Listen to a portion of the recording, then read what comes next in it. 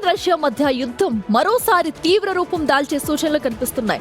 Russia president Putin మరింత దూకుడు పెంచేందుకు రంగం సిద్ధం చేస్తున్నట్లు ఉక్రెయిన్ అధ్యక్షుడు జెలెన్స్కీ సంచలన వ్యాఖ్యలు చేశారు. సరిగ్గా ఎన్నికల వేళ మాస్కో 3 లక్షల మంది కొత్త సైనికులను రంగంలోకి దించేందుకు స్కెచ్ వేస్తుందన్నారు.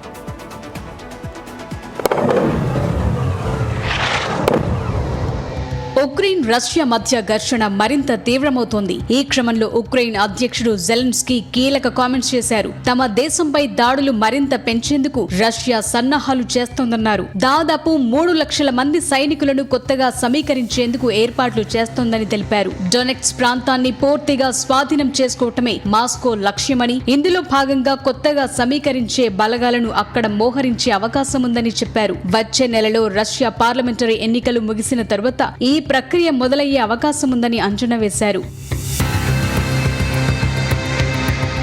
ఈ ఏడాది మొదటి నుంచి రష్యా భారీగా సైనికులను కోల్పోయిందన్నారు జెలెన్స్కీ. మరోవైపు ఉక్రెయిన్ తన యుద్ధ సామర్థ్యాన్ని భారీగా పెంచుకుంటోందని, ఏటా 1300 బాలిస్టిక్ మిసైళ్లను తయారు చేసే స్థాయికి చేరుకుందని తెలిపారు. యుద్ధాన్ని ముగించేందుకు వచ్చే వేసవి వరకు చర్చలకు అవకాశం ఉండొచ్చన్నారు. ఒకవేళ రష్యా నిజంగానే మరో 3 లక్షల మంది కొత్త సైనికులను రంగంలోకి దించితే ఉక్రెయిన్ పై ఒత్తిడి పెరిగి యుద్ధం సరికొత్త మలుపు తిరిగే అవకాశం ఉంది. ఓవైపు రష్యా క్షిపణుల తయారీని వేగవంతం చేస్తూ మరోవైపు భారీ సైనిక బలగాలను రంగంలోకి దించేందుకు సిద్ధమవుతుండటంతో ఉక్రెయిన్లో ఆందోళన మొదలైంది. ఈ పరిస్థితులు రాబోయే రోజుల్లో అంతర్జాతీయ రాజకీయాలను, యుద్ధరంగ సమీకరణాలను ఎలా ప్రభావితం చేస్తాయన్నది ఆసక్తి రేపుతోంది.